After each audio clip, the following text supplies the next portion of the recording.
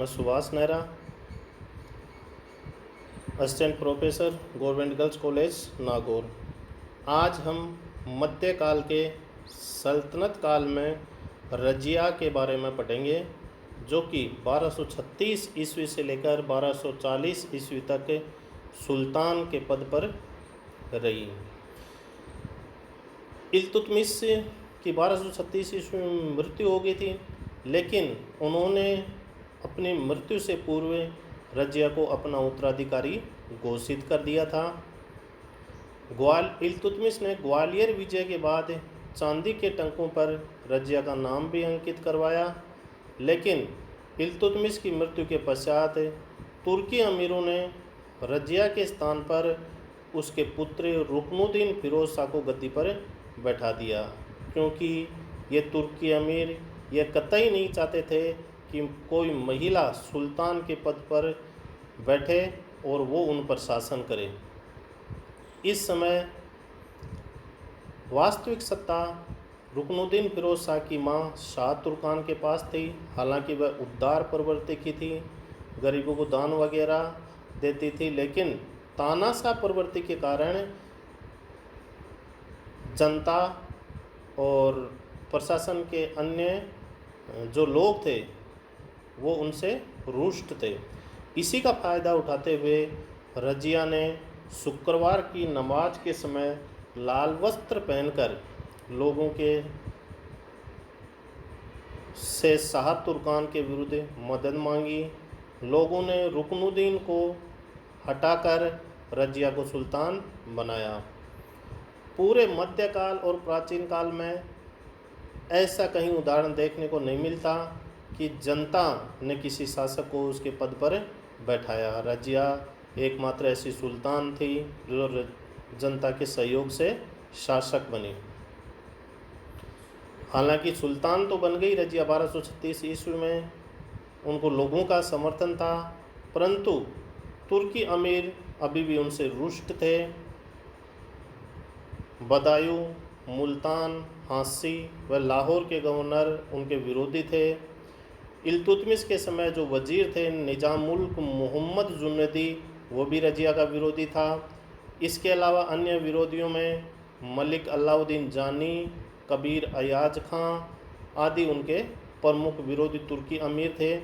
ये तुर्की अमीर इल्तुतमिश के द्वारा गठित 40 गुलाम दल के सदस्य थे, जो सुल्तान को अपने नियंत्रण में बनाए रखने के लिए सदैव प्रयासरत रहते थे, क्योंकि उनकी महत्वाकांक्षा ये थी कि वो सुल्तान को अपने नियंत्रण में बनाए रखना चाहते थे। रजिया के विरुद्ध अनेक विद्रोह हुए, जिनमें पहला विद्रोह लाहौर के गवर्नर कबीर अयाज खान ने किया, लेकिन यह विद्रोह सफल नहीं हो सका। रजिया के समय से सुल्तान और अमीरों के बीच संघर्ष की शुरुआत हुई, जो कि बलबन के समय सुल्तान बनने तक जारी रही, क्योंकि बलबन ने सुल्तान के पद की प्रतिष्ठा को वापस लाने के लिए कठोर नियंत्रण लोहे रक्त की नीति का लागू करते हुए 40 गुलाम दल का सफाया कर दिया था, जिससे सुल्तान के पद और प्रतिष्ठा में पुनर्वृद्धि हो गई थी। तो ये दोनों के बीच, तुर्की अमीरों और सुल्तान के बीच संघर्ष बलबन तक जारी रहा। 1238 ईस्वी में ख्वारिज्म के शाह के सूबेदार मलिक हसन कारलुग ने मंगोलों के विरुद्ध रजिया से सहायता मांगी। रजिया ने कूटनीति का परिचय देते हुए बुलंद शहर की आय देने का वायदा किया, किंतु सैनिक सहायता नहीं दी। ऐसी ही परिस्थिति रजिया के पिताजी इल्तुतमिश के समय खड़ी हुई थी, तो उन्होंने भी अपनी कूटनीति का परिचय देते हुए और मंगोलों से अपने साम्राज्य की सुरक्षा की थी। इसी प्रकार रजिया ने भी दिल्ली सल्तनत की सुरक्षा की। तबर हिंद बठिंडा के सूबेदार अल्तुनिया ने रजिया के विरुद्ध विद्रोह कर दिया तथा रजिया के एक दूसरे भाई बहराम शाह को गद्दी पर बैठा दिया। लेकिन यहाँ भी रजिया ने चालाकी दिखाते हुए अल्तुनिया से विवाह कर लिया, लेकिन अल्तुनिया और रजिया की संयुक्त सेना सुल्तान बहराम शाह को पराजित नहीं कर सकी और रास्ते में डाकुओं ने रजिया और अल्तुनिया की अक्टूबर 1240 ईस्वी में कैथल नामक स्थान पर हत्या कर दी। इस प्रकार एक महिला शासक 1236 से लेकर 1240 ईस्वी तक दिल्ली सल्तनत पर शासन किया।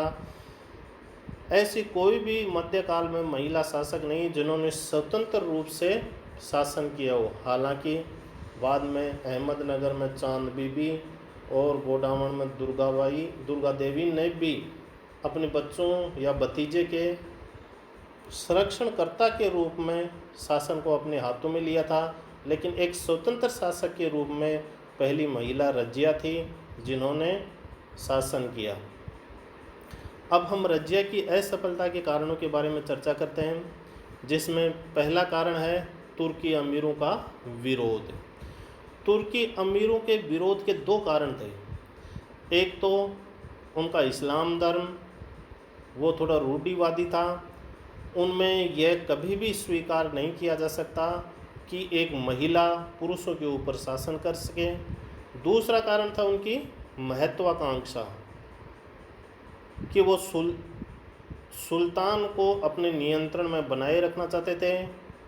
चूँकि रजिया खुद योग्य थी, शासक के वो सभी गुण उसमें मौजूद थे जो एक शासक में होने चाहिए, वो तुर्की अमीरों के नियंत्रण में नहीं रहना चाहती थी। इसलिए तुर्की अमीरों ने उनके समक्ष कई समस्याएं खड़ी की और विद्रोह किया, जिसमें उनको सफलता मिली और रजिया को पद से हटा दिया। दूसरा असफलता का कारण है रजिया ने पर्दा त्याग कर पुरुषों के समान कुब्बा, जिसको कोट कहते हैं, वह कुला जो टोपी पहनकर दरबार में आना जाना शुरू कर दिया। महिला वस्त्र त्यागना रूढ़िवादी उल्लेमाओं और मुस्लिम पुरुषों को स्वीकार नहीं था। वो चाहते थे कि रजिया को उनके पद से हटा दिया जाए। उसके लिए वो षड्यंत्र रचने लगे। तीसरा कारण, कुछ इतिहासकारों का मानना ये भी है कि एक अबिसिनियाई हबशी जलालुद्दीन याकूत को अत्यधिक महत्व देना। रजिया ने जलालुद्दीन को अमीर ए आखूर जैसे महत्वपूर्ण पद पर नियुक्त किया। कुछ इतिहासकारों का तो ये भी कहना है कि रजिया इनसे प्रेम करती थी, इसलिए इनको महत्वपूर्ण पद दिया। लेकिन तुर्की अमीर किसी गैर तुर्की को उच्च पद पर आसीन देकर ये उनको कतई बर्दाश्त नहीं हुआ और उन्होंने रजिया के विरुद्ध षड्यंत्र या रजिया को हटाने का प्रयास किया। अंत में इनके मूल्यांकन में एक इतिहासकार मिन्हाजुद्दीन सिराज कहते हैं कि रजिया में सभी बादशाही गुण थे, किंतु उसके महिला होने के कारण ये सब गुण बेकार थे। धन्यवाद। आगे हम कल देखेंगे।